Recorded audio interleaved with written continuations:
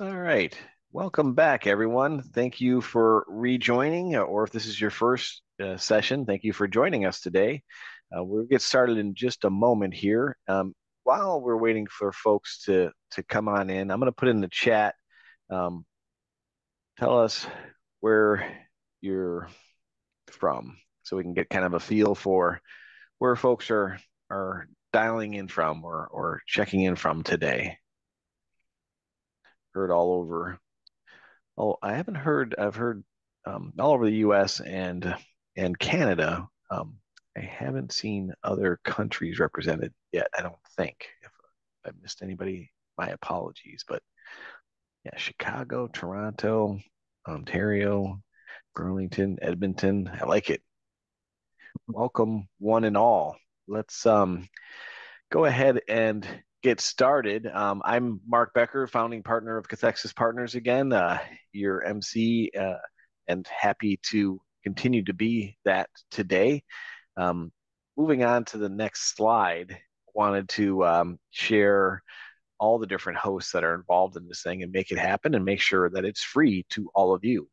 Very proud of that we continue to be able to make this a free resource for all the attendees. We've been doing this since 2016. So Cathexis Partners, Turnkey, Nucleavis, Event 360, and this for this session, Tatango is going to be, and Mike over there is going to be showing us and sharing some wisdom about SMS. So very excited about this topic. I think we've covered a wide range of topics today and looking forward to this session. I also wanted to give a shout out to our media sponsor, Nonprofit Pro. They're a great partner. They do a great job of communicating and sharing this upcoming event and a whole lot of great resources. So special thanks to them.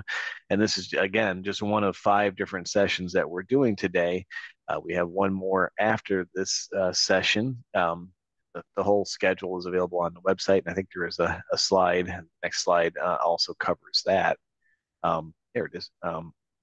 So, but for today and for right now, this session is using broadcast text messaging to boost event recruitment and fundraising.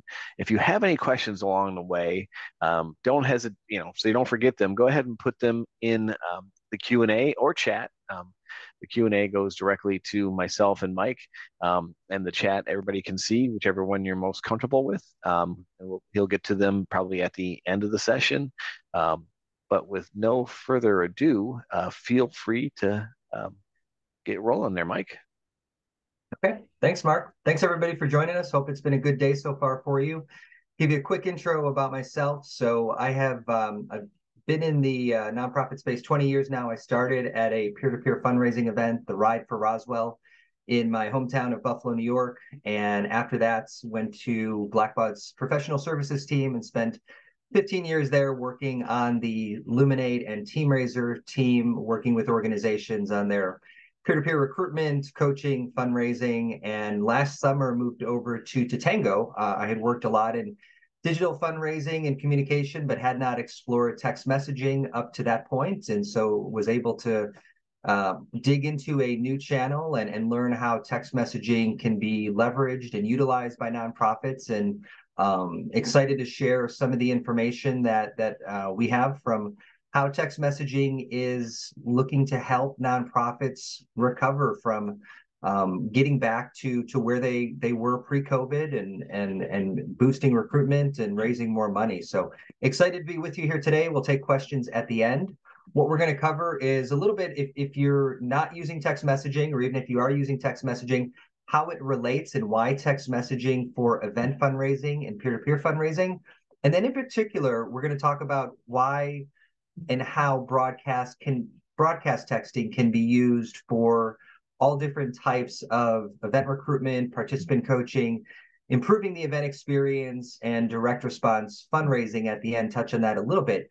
If you don't know what broadcast texting is or the difference of different types of texting, I'll cover that. I think for the peer-to-peer fundraising industry for nonprofits, a lot of what has been offered over the past 3 to 5 years has been peer-to-peer texting. And so I'll tell you a little bit about how broadcast texting is different, what are the advantages, and how that can help create efficiencies for the organizations as you look to raise more money. So let's dive right in.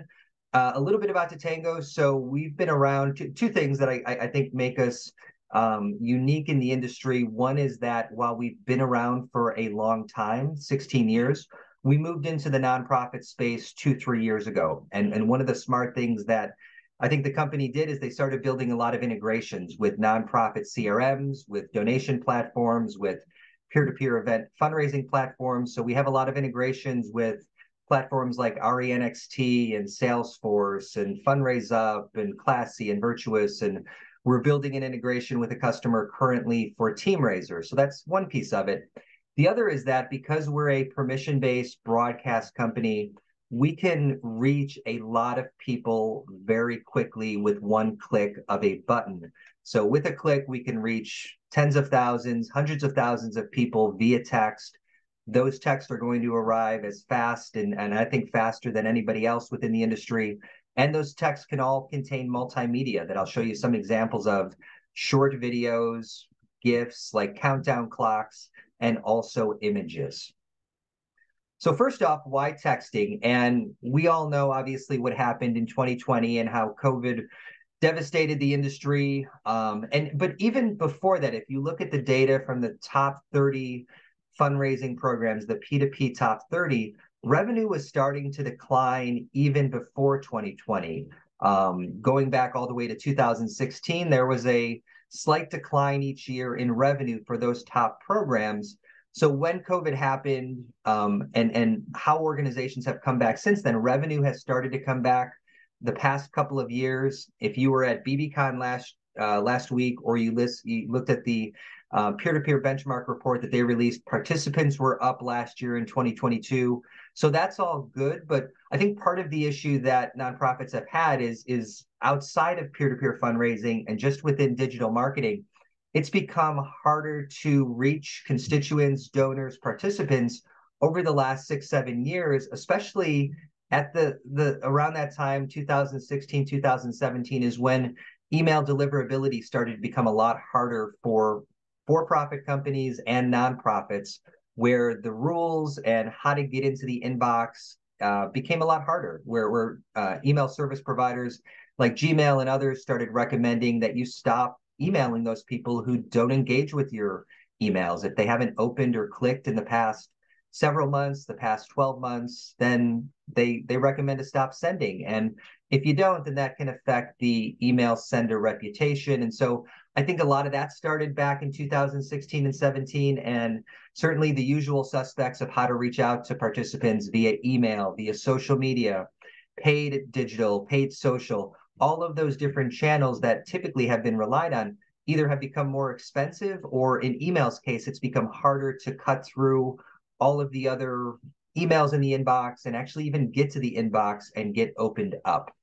So nonprofits, once COVID hit, obviously, part of the pivot was to use hybrid events and to let your participants continue to fundraise and do it their own way. And we have started seeing, and certainly some of the data, some of those participants, some of those team captains, some of those teams have come back. Some of them have not. And so there's a need to be able to get your messaging, your recruitment messaging in front of more people, to not only bring back your past teams and individuals, but also bring back those top fundraisers. And then there's a need to get communication in front of your participants who were there this year, to get them back next year, to keep them connected to the cause, to let them know when registration opens, when they start to fundraise and register, to help them to raise more money. And those are some of the challenges that obviously all of you on this call are facing, and facing. What are some new ways, what are some, not only some new channels, but new ways of using those channels and approaching those channels to help achieve those goals of more people attending events who are raising more money. So one important piece looking, and this is from Nucleavis, a stat from them, is that when participants and people come to peer-to-peer event websites, 75% of them are already coming from mobile devices. So when you continue to engage them through registration, through fundraising, it's important to meet them where they are and use a mobile first approach to getting your participants registered and getting them to fundraise. And I think where people are when they're on their mobile device is certainly they can check their email, but they spend a lot of time on text messaging and they spend a lot of time on apps. So if you can meet them where they are with text messaging and with apps, I think you're able to meet them with a mobile first approach that gets their attention of the places that they're spending their time on their mobile devices. We look at, one of the interesting things we have some data on what are the times of the day from a text messaging standpoint that people respond and the highest ROI for nonprofits with text messaging.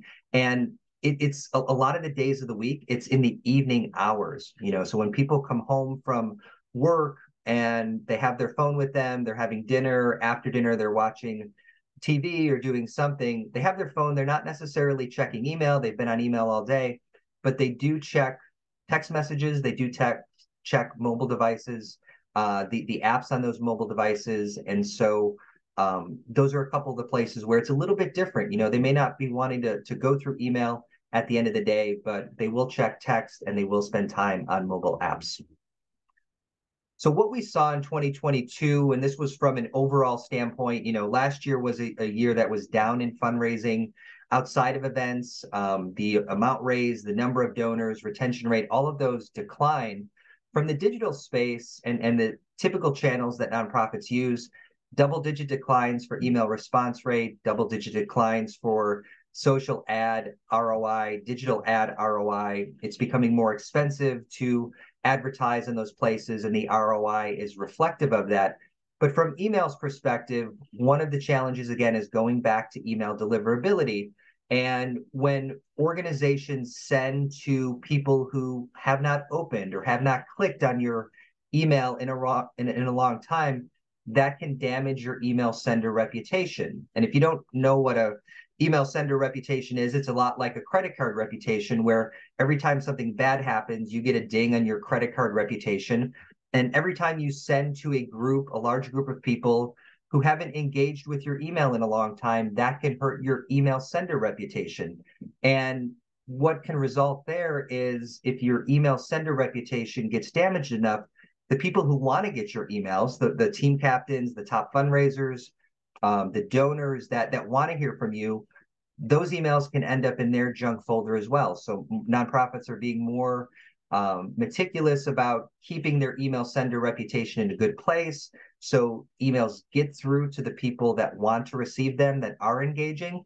And again, one of the ways that nonprofits have started to do this, and for-profit companies, nonprofits are doing this, is they're starting to exclude, and I saw this when I was at Blackbaud and worked with different organizations, that they're starting to suppress people who haven't opened their email in the past 6 to 12 months. It's one of the ways to keep your email sender reputation in a good place.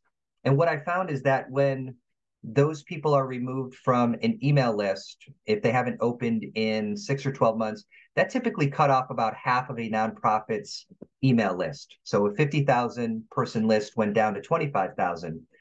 On top of that, those 25,000 people who may get sent an email, 4 to 5 of them are not opening the email, according to the last reliable email open rate we had from M&R.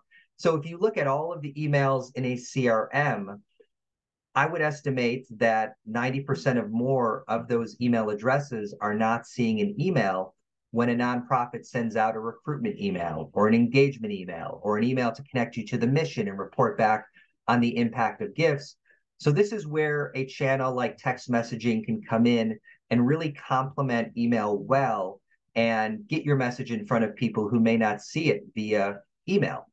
Text messaging has a 99% open rate. So almost everybody who receives your text message and gets sent it is going to open it. And they're not only going to open it, but they're going to open it in a timely manner. So 90% of text messages are open within the first 3 minutes of being received. So when you have those timely communications, when registration is open, when registration fees are increasing on a day, you know that using text messaging in combination with email, you're going to reach more people. And texting is also going to get the message opened quickly, where you're not going to have to wait hours or days for people to see it. You know, most people are going to respond very quickly.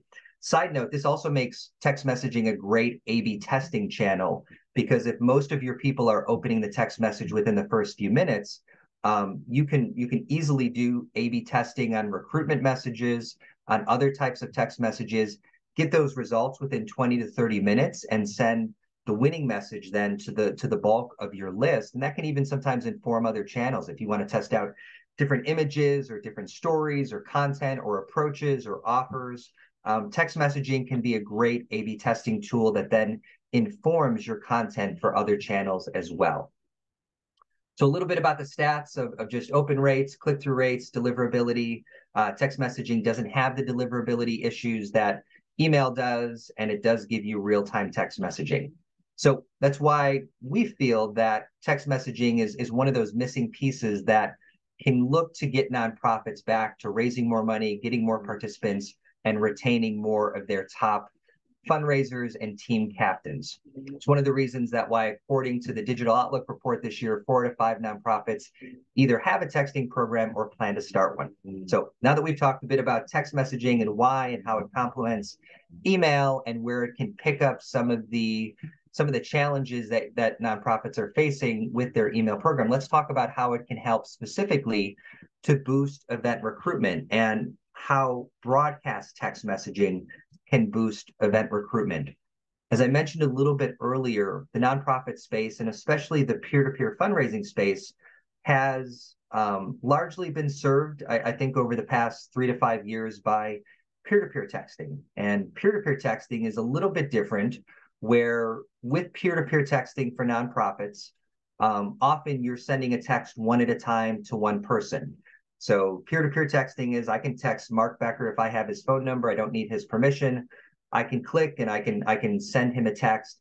And for nonprofits, they can send through a peer-to-peer texting one at a time often, where they're clicking to send to captains or trying to get large-scale recruitment text messages out is difficult.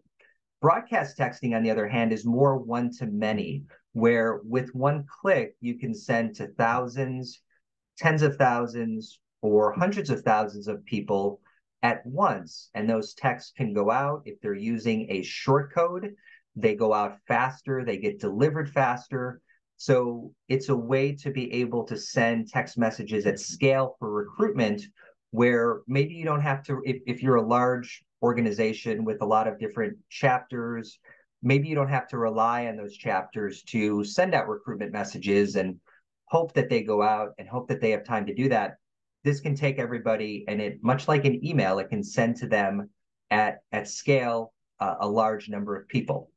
So the next question then is, okay, if we can do this, how does the permission work? What is the permission base that is needed for nonprofits?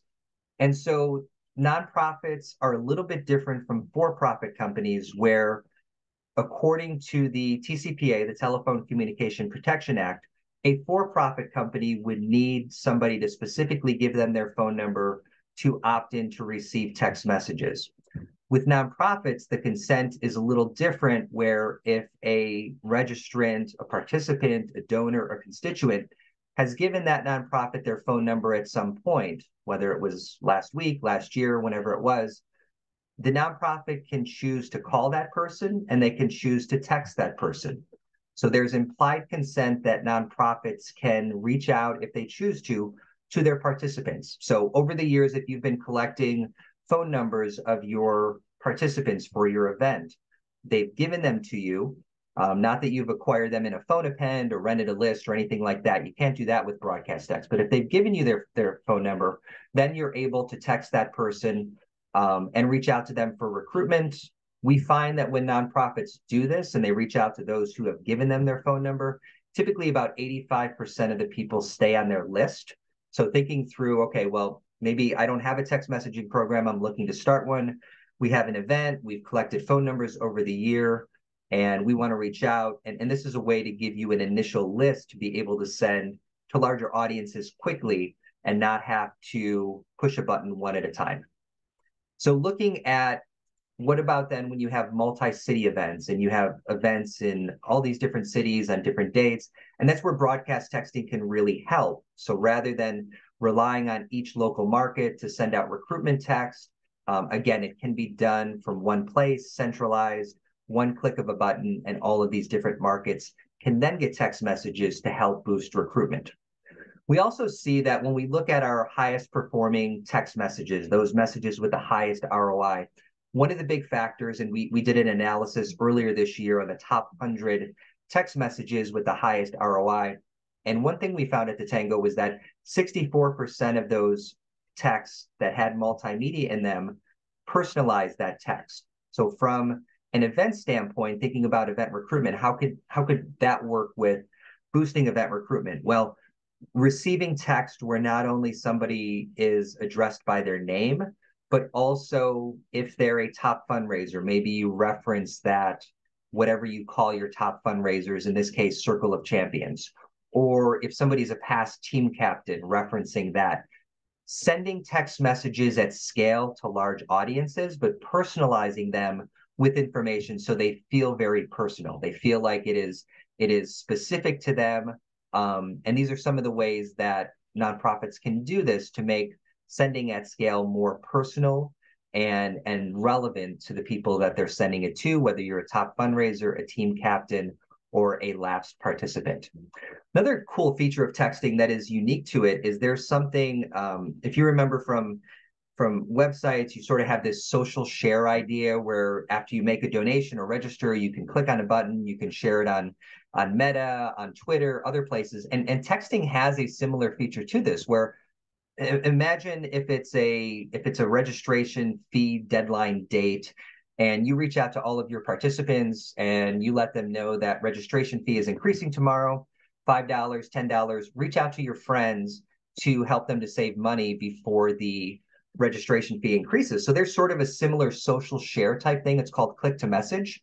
And when you click on it, it pre-populates a text that somebody can then put their friends in and easily text them to register for the event, that the registration fee is increasing. So if you think about the mobile experience and how to make it super simple for participants, how to make it as few clicks as possible, how to use channels that they're already using that are easy to use. Texting is a great example of this, where again, I'm a participant, I get a text, registration fees going up, I click on a link, and I get a pre-populated text where I then just have to put in my friends and family name, and I fire off a text, and I'm inviting them to join the event before the registration fee increases. So sort of a neat little thing you can do within text messaging that makes it super simple for participants to spread the word. All right, so that was recruitment. Let's talk about broadcast texting then for participant coaching. So after you send recruitment messages, you get people to register. How can we use broadcast texting? If we're sending at scale, how can we get broadcast texting to be timely and relevant and personal for when people register for an event? If we think about all of the cities a national event might be in, so you might have an event going on in Boston, and to be able to send relevant, timely text to somebody after they register, an organization would need that Boston office manager to send out text leading up to the event and after people register, and keeping track of that and clicking the button a lot of time. And then that's replicated across all these different cities. And this may be 10 cities, 20, 100, 500 cities. And so if local managers are doing the coaching and countdown and welcome messaging to participants, it's work that is being duplicated in many different markets. And this has sort of been, there hasn't really been a lot of options for nonprofits over the past 3 to 5 years to make this more efficient, to do this once, set it up once, and have it automated versus relying on a lot of different local markets to have to do the work over and over and over. But with broadcast text, there's an ability to take that and from one central location be able to automate participant journeys, automate the participant welcome journey after somebody registers for an event. They can get a series of texts in that first week after the event when they're most engaged and excited about the event. if there's different event dates on all those different cities, the ability to have a participant journey where it counts down to the event and coaches the participant on how to raise money, gets them ready for the event. And again, not having to do this manually in each market, but having it centralized in one place. And so this is what one of our customers, the March of Dimes, does, where for all of their different events for March for Babies across the country, 70 different events, they send an automated welcome series when somebody registers. They send it via text 0 days, 2 days, and 4 days after their event registration. So they get a text similar to what you see on the left. And then for all the local markets with the different event dates, a coaching series that counts down to the event date are sent starting 32 days before the local event date and then continuing through 1 day before the local event date. So the ability to automate this event welcome and coaching series can really save a lot of work, but also make sure that texts are received and are received on time and actually get sent out. Part of what can happen is if local markets are being relied on to send countdown text and welcome text in all these different places, things like turnover, new staff training, or just people being busy with everything else they have to do for the local event. Sometimes the texts don't get sent. I secret shopped an event in my area a couple months ago. I registered for an event at the end of August. 2 months later, the event happened. I did not receive a single text message, even though I signed up for that. And then I received a text message 3 days after the event, thanking me for going and asking me to complete a survey. So there was a missed opportunity there where texting could have helped me to download the event app, could have helped me to coach me on how to get ready for the event and fundraise, but also could have enhanced the event experience where getting last minute tips and knowing where to park and everything else delivered via text, I would have received that. So sometimes if it's not set up to automatically happen, it doesn't happen just because there's so much going on with getting an event ready and putting it on that sometimes the texts just don't get sent out. So this is what it looks like for March of Dimes to be able to send 11 text messages for participant welcome journey and then a coaching countdown journey across all of their different events. They set it up once and then it can be automated for how many ever local events that you have. Part of this, though, too, is not only having the ability to do broadcast and to send it at scale and to have functionality where you can automate based on event dates and registration dates, but then bringing in the data automatically. So, if you're going to try to do a participant welcome series, you can't do daily uploads of new registrants into the system and import those sort of files. It needs to automatically bring registration date and the event date into the platform. And so a little bit about just the integrations that within the nonprofit space, the platforms, but especially a platform like TeamRaiser, where that registration date, that information date is being brought in. If you can integrate it, and then if you can automate it, that's going to save a lot of time for nonprofits.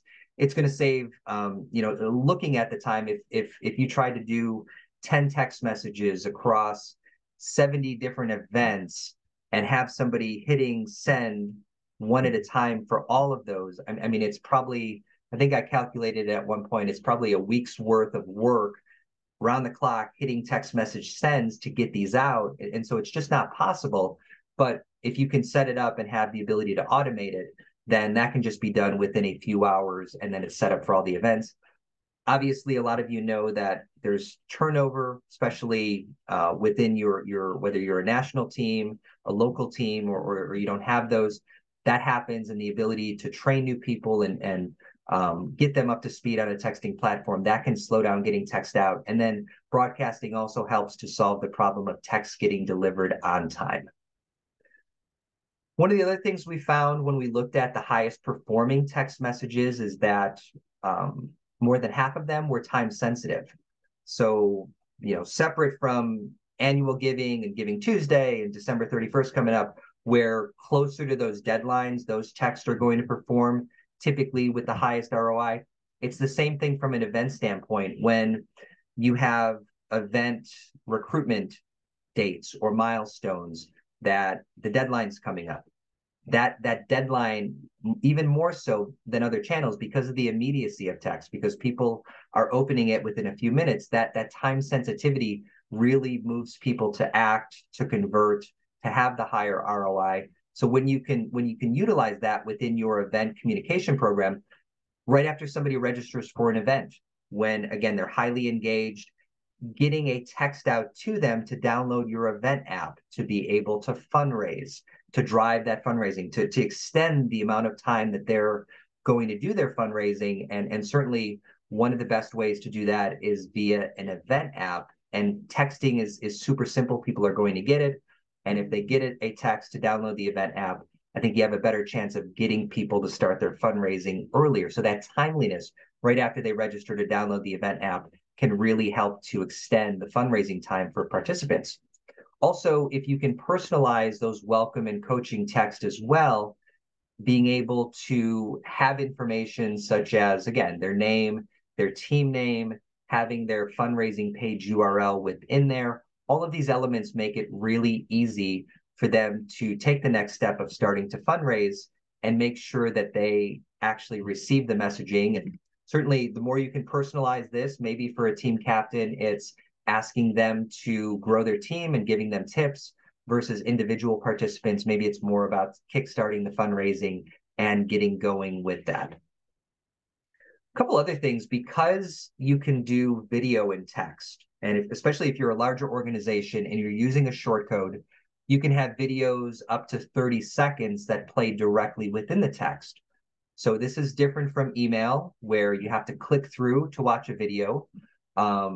Text, you can have the short video played directly within it. So imagine you register for an event and you're getting a participant welcome series. And part of that is having a video of somebody who's a survivor, connected to the cause, someone that explains the mission, or maybe visually you show the mission, and that can help to create that connection to the event, that can help inspire and motivate people to fundraise, to start fundraising, to fundraise more.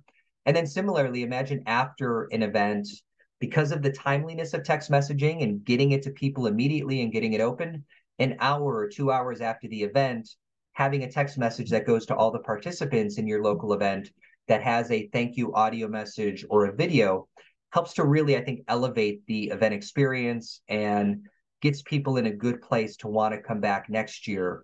And certainly, events send a recap message afterwards, often via email.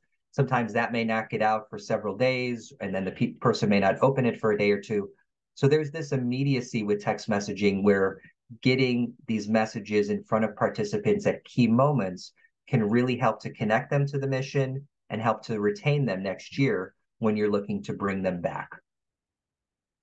Also, we find that with broadcast, one of the questions we get is, well, what about replies? If we're sending at scale, if we're sending to 25, 50,000 people, hundreds of thousands of people, what about replies? Aren't we going to get a lot of people wanting to reply back and forth?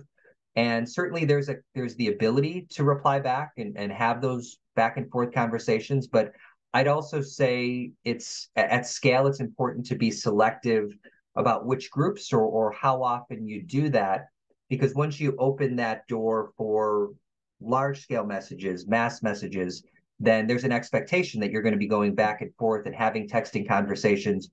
What we found nonprofits do who send to larger audiences is they may direct them to another place. If I get a text message and I type a question back, I'll get an automated reply where it will direct me to a web form. It'll direct me somewhere else to ask that question. And so this is a little bit of data on when you set those expectations and direct questions to other channels or other places, that the replies to those messages, that they don't have to necessarily be a lot of replies. In this case, 57,000 people were sent an automated text for an event, and 55 replies were received to those texts. All right, and lastly, I think one of the really good use cases for text messaging, and maybe the one that comes to mind the most, is improving the event experience. And your whole experience can be fantastic, from recruitment to coaching, leading up to the event. If you get to the event day and there's information that you wish you knew, that you don't know, but you find out afterwards if there's a better parking lot, if there's where the water stations are, if the celebration ceremony is about to start, if the starting line is it's time for a certain group to start the event, and you don't get those communications, then I think that can sour the entire event experience. And even though you've done everything else great, that may cause participants not to come back next year. It may cause a team captain not to restart their team. So text messaging, I think, is the best channel for giving those timely reminders at the event, leading up to the event, where everybody's going to have their phone with them at the event. Even if it's a bike ride, they're going to find a way to have it. They're not going to be checking email, but they're going to be hearing and checking text messages. So that week leading up to the event, the night before the event, the day of the event, timely reminders via text, I think really helps to elevate the event experience. So here's some examples of timely reminders of deadlines coming up, important rider deadlines on the left. On the right, for a pre-event webinar coming up for a ride where it's going to start in a couple of hours, and we send you a text message to remind you because you may not have added it to your calendar, you may not remember. A text message is going to get it top of mind right before the webinar happens. I think there's great ways to provide value leading up to the event. So on the left is an example of a jersey being shipped out and having an alert, a text message that people know to look out for their jersey. They may be wondering where it is. They may check for the shipment more often, but letting them know that it's coming. If there's a new route or there's some change to the event, not relying on just email that people are going to open and read emails, but making sure whatever the big change is from last year, that you get the important message in front of them. And text messaging is a great way to make sure it gets in front of people because, again, almost everybody is going to open it. If there's important updates that you have right before the event, the night before, if there is a starting time change, if there's bad weather, if there's something else, that is a great use case to improve the event experience by delivering text messages that communicate those critical updates. Or if there's nothing, even just having event day tips where the night before, the morning of the event, hey, here's 3 to 5 things that you need to know showing up to the event, and everything is spelled out. And yes, I know we've sent this to you 5 or 6 times in email and we've posted it on social, but you may not have seen it, you may not have read it all, you may not remember it. Texting is going to get it in front of you. So again, you know what you need to do when you get to the event, and that can really improve the event experience. And then post-event experience, again, having a thank you that is delivered right after the event, or even seeing photos. You know, people are so excited about the event. You go to a walk, a ride, and you want to, you know, at that point, that day, you go home and you're interested in seeing the photos. And so getting those in front of people at those critical moments, again, the timely moments, can really help to enhance the event experience. All right, and then finally, if you're considering using text messaging or you're already using text messaging for your event for peer-to-peer fundraising, you obviously have other teams at your organization that would have good use cases for text messaging. Direct response fundraising is one of that. We see that where event teams often will bring the direct response fundraising team into the conversation as well. And so how does broadcast texting work for direct response fundraising? So when you need to make the case internally to have this as a platform, not only for your event and a way to text, but also that other departments in your organization can use, how does it work for direct response fundraising? And for direct response fundraising, we know going back to the Haiti earthquake back in, I think it was 2010, where $44 million was raised via text messages by people giving $10 at a time. We know that text messaging can convert people to give donations. It was different back then. You kind of gave through your phone carriers and you gave $10, but that was a little difficult sometimes to get that money from the phone carriers and to get it reconciled, and people give more than $10. So it's a little different now, where with direct response fundraising, the text message directs somebody to your donation form instead of through the phone carriers. So a couple examples of this. Here's an example with direct response fundraising of having a link in the text message, either a multimedia or an SMS sort of plain text. And what's interesting about March of Dimes is they started using broadcast text for March for Babies first, and then they eventually moved it to their Giving Day last year to use it beyond just their peer-to-peer fundraising program.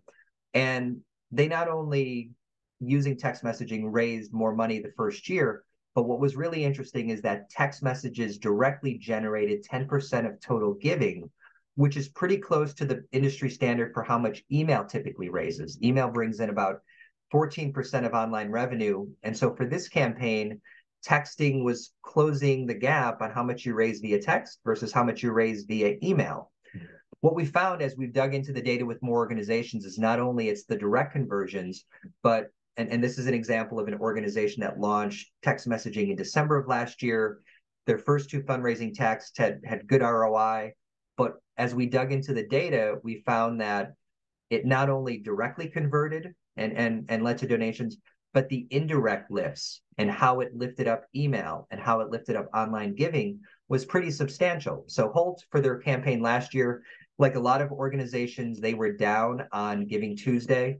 They were down the most of December 1st to 28th. This is pretty close to the M&R benchmark report for how Giving Tuesday online giving was down and then December giving was down. When they sent their first two fundraising texts on December 30th and 31st, after mostly doing everything exactly the same as the previous year, they sort of did a rinse and repeat on their emails, on their ads. After mostly doing everything the same, they found that their indirect revenue had a significant lift, 309% increase, December 29th through 31st, lifting up email, texting, lifting up online giving, because people were getting those timely reminders and were giving via other channels as well. So as you're making the case to your direct response fundraising team, I think there's a great case to be made for using broadcast texting that can reach tens of thousands, hundreds of thousands of people with one click and get to them very, very quickly, because that timing matters on important giving days, Giving Tuesday, late December, Giving Days, other timely match campaigns that you may have throughout the year. And you're not going to be limited by having to click on a button over and over and over to send. You're going to be able to send to larger people. So that's where broadcast text can really help direct response fundraising. It's also, and these results were similar to what M&R indicated last year. They found that when you add text messaging to an existing email fundraising program, that can increase the amount of revenue per person by 25 to 50%. So again, not only those direct conversions, but those indirect conversions as well. It would be really interesting. And as Tatango continues to be a bigger presence in the nonprofit space, and that's our market that we are going to focus on moving forward, our biggest market. We want to get more of this data out there. We would love to take a look and see this for an event side of broadcast texting, and how much does texting not only lead to direct registrations, but then how does it lift email registrations or other channels as well? I think hopefully more of that data to come over the next year as we dig into this with more organizations.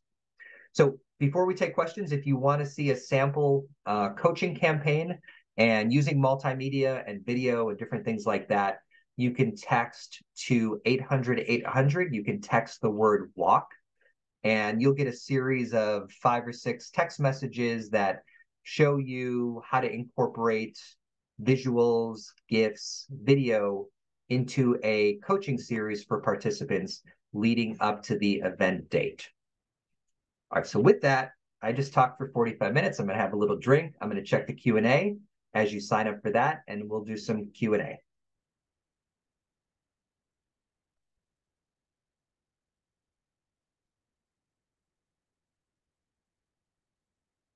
Okay, so the first question I had was, can the receiver respond back to the broadcast text message? And the answer is yes.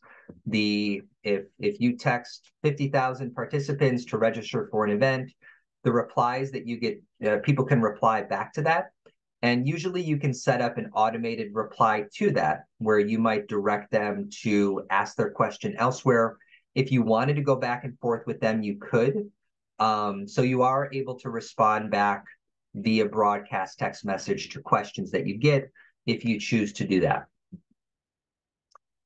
Great question. So we have a question from Shelley about Canada. Do you know if this text, phone, implied consent for nonprofits is the same in Canada? Shelley, I don't know that. Canada has different regulations. Tatango only works currently with US customers, though we are looking to expand beyond that. There's been some internal conversations to serve Canada as well. So I don't know that at this point. But I know it is, I can speak to what it is for US customers. Question from Melissa. Okay, so really good question here. Mike, we've heard a lot about keeping our text short. All of your examples are pretty lengthy. Do you have thoughts on that? It would be great to be able to share more information as in your examples. So when we did that analysis earlier in the year, Melissa, on the top 100 text messages, MMS, and let me back up a step. MMS or multimedia text, they can be up to 5,000 characters. So they can be really long. You wouldn't make them that long. But when we did that analysis of the top MMS text messages with the highest ROI, what we found is that the average length of those texts was about 5 to 6 sentences. So 5 to 6 sentences on your phone, you have to scroll once or twice to read through the messaging. And the link was always at the end for almost all of those. So that's one data point that we saw that I think also too, there was a good webinar last month from M&R where they did some testing, and they tested a short text, 150 characters, a medium length text without, I think without images, and then a longer text with images. And I think in some cases the medium text won, but certainly I think my takeaway from the analysis we did is if you have content that is relevant and interesting and timely, you don't have to limit a text message to just 150 characters. You can have it 5 to 6 sentences. Test that out, because what we found is that those text messages that were longer, those did drive higher ROI. So I think it's a good starting point for testing, but at least that's a little bit of data to show that it doesn't necessarily just have to be one sentence in a text.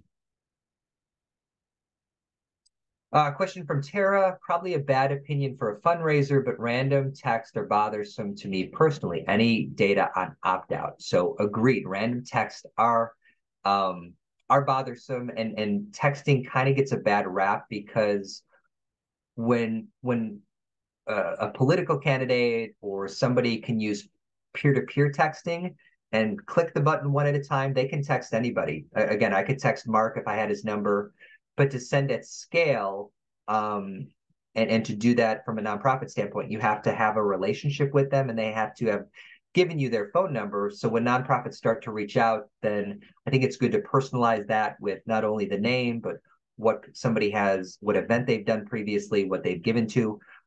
As far as opt-outs, we see that they are higher for text messaging than email. I think email is typically around maybe 0.12%, 0.15% from the M&R report. I might be a little off there. We see with text messaging, it's maybe 2 or 3 times higher than that. Once you get into a steady rhythm of your text messaging program, in the beginning, if you reach out to your participants, it's going to be higher. We see that if you reach out to those who have given you their phone number, probably 15% of that list is going to opt out in the first few texts. Once you get into a rhythm and a regular cadence of sending, and people expect to receive from that, I would say it's probably in the 0.4, 0.5 range for opt-out. So it is higher than email, but the other side of it is, if you have almost everybody opening the text message up compared to email, where about 1 in 5 people open the email up, then you're going to get, you're reaching more people, you're getting in front of them. So in some ways, the opt-outs are expected. Let's see. How is the sender phone number managed? Does it appear the same for each text? So really good question there. It depends. I didn't talk much about if you use a 10-digit number, or you use a short code. And what I'm showing on the screen here is a short code, 800-800. Short codes are 5 or 6 digit numbers that nonprofits can send through. If you're a medium or larger organization, I think a short code is a better way to go because it's a little bit longer application process, but the speed is so much faster, especially with multimedia. Deliverability rates are also better. If you're using a 10-digit number, then whatever that is, that's what it's going to appear as. But I'll also say that one thing we recommend doing when you start a texting program, and I'll show an example here, is to send a contact card so you can save the organization. So here's an example for Bike to the Beach on the right. They send a contact card. And so when I get a text from them, I don't see that it's coming from 12345 or whatever their short code is, but I've saved their contact card. So it says Bike to the Beach, it has their logo there, and that's all I see when the texts come in. If you don't send a contact card, then it's going to say whatever the 10-digit number is or the 5 or 6 digit number is instead. So contact cards are really great things to send via text messaging. So it's just like saving a contact to one of your friends. You see the name is coming from your organization. You can even include your logo. We have a question about a system, if it's capable of integrating with Tatango. I'm happy to answer that offline if you'd like. We have webhooks. We have Zapier as options for those platforms that maybe there isn't a native integration. We have organizations that use webhooks or Zapier to do those integrations. Another question, going into an election year, text messages are already starting. What is a way to stand out with all the noise without being another text message they receive without having them unsubscribe from us versus the political ones? Right. Great question. There's going to be a lot of noise, a lot of it's going to get busier in the inbox. I think one of the ways that nonprofits can stand out with their text messaging program that's really going to differentiate from the political space, because we've come from there as well. And on that side, it's all about asking. It's asking for a donation, asking for you gave last week. We're going to ask you another donation. Churn and burn those lists. It's one donation ask after another. For nonprofits, I think if you could provide value in your text messages, so thinking about from the event perspective, I shared a lot of examples of having value, improving the event experience, getting the critical information to your participants, but then in the off season, having impact texts that talk about how your participation helped whatever audience it is that you served, and sharing those stories and providing that feel good via text that because of your participation, X, Y, and Z happened, and this problem was overcome. And I think that's a we didn't talk about that, but we talk about that outside of event fundraising. Is I think donor retention is a really critical way that text messaging can help to get those donor impact stories, the stories of how your money was used in front of donors. Because if you can't send direct mail for every retention piece, if you're sending email, it probably isn't going to get in front of a lot of people. Either it's not going to get to the inbox, they're not going to open it. Text messaging is a great cultivation and retention tool and connecting people to the mission. So long-winded answer, how you stand out, I think, is to provide value either through the event or connecting them back to the impact that they made and the people that were helped, the problem that was overcome. Because political candidates are not going to send that. They're not going to talk about, they're not going to send cultivation messages and indicate this is how your gift was used and this is the impact that it made. They're just going to keep asking for donations. So I think that's one of the ways to really stand out going into next year. All right, I think that might be all the questions. Is there anything else that I can answer here before I bring Mark back in?